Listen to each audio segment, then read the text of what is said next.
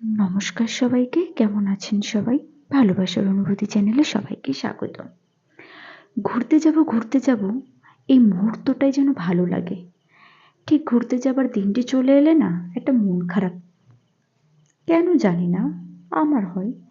আমি অনেকের কাছে শুনেছি তাদেরও নাকি আমার মতনই অবস্থা হয়। এই পাহাড়ি রাস্তার আঁকাবাঁকা পথ ধরে এগিয়ে চলা পাইন গাছের মধ্যে দিয়ে আমাদের গাড়িটি অনেকটাই সময় কেড়ে নিয়েছে।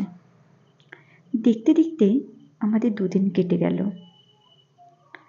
মজাও লাগছে, কিন্তু মন খারাপটা যেন বেশি। আমরা যত উঁচুতে উঠছিলাম আমার তত শরীরটা খারাপ হচ্ছিল। আমার কাছে ছিল কর্পূর। কর্পূরটা নাকের কাছে নিয়ে একটু শুকছিলাম, তারপরে শরীরটা একটু ভালো লাগলো।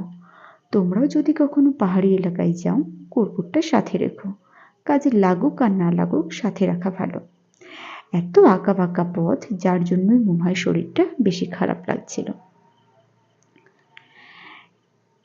ওখানকার লোকে এই যে চারিদিকে যে গাছগুলো দেখছো, এই গাছগুলোকে পাইন গাছ বলে। আমাদের বাড়িতেও ছিল। আমার ভীষণ ভালো লাগে গাছগুলো।